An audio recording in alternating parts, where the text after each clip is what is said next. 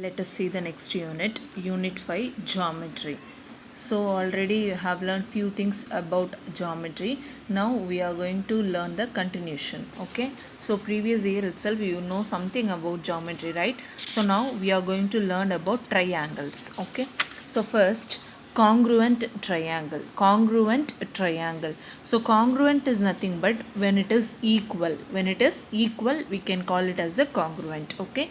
So consider two given triangles PQR and ABC. Here we have two triangles, one is PQR and another one is ABC. They are said to be congruent if their corresponding parts are congruent. If their corresponding parts are congruent. Okay, so I will explain by this diagram, then you will feel easy. See, look at this one, PQ and AB. If the measurements are same, then QR, the base, no, QRBC. After that, PRAC. Okay, if the if the congruent sides are equal, as well as the angles, angle P, what is the angle here? Angle A. Similarly, angle Q and angle B, angle R and angle C. If the angles also equal, we can call it as both triangles are in congruency. Got it? So if the sides and the angles are equal, we can call it as both angles are congruent. Yes. So now there are four ways by which one can prove that two triangles are congruent. Okay, there are four ways. If any one of the way the condition is satisfied, we can call it as both triangles are in congruent. Got it? First one is yes. That is nothing but side.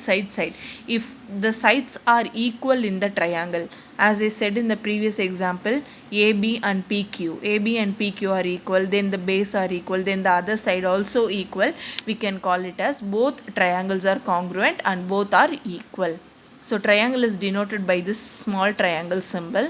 Okay, so this is the first way. And one more way, SAS. If any two sides are equal and any one of the angle is equal in the given triangle, we can call it as both triangles are in congruence and also both are equal. Got it? See here, angle A and angle P are equal. This angle are equal and the remaining sides are equal. Okay, so if any two side, any one angle is equal, we can call it as congruence. Got it? So the next way is ASA. That is nothing but if any two angles are equal, any one side is equal in both triangle, we can call it as congruence.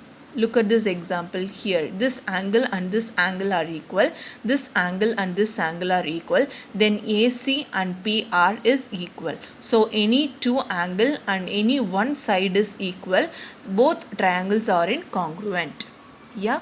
Next one, RHS. This is the short forms. Those short forms you must know, then only you can do the problems. So RHS is nothing but right angle, hypotenuse and side. Okay, right angle is in L shape, no? So if both angles are in L shape, here we have an L shape and here also we have an L shape, so right angle is satisfied. And hypotenuse, okay, the opposite of right angle is hypotenuse. Here also the opposite of right angle is hypotenuse. This hypotenuse measurement and this hypotenuse measurements are same and the remaining one side also same. We can call both triangles are in congruence. Is that clear? So there are four ways to find both triangles are in congruence. One is yes and another one is SAS and another one is ASA and the last one is RHS. Okay, these things you have to keep in mind always. By using this basics, you will do the sums. Okay,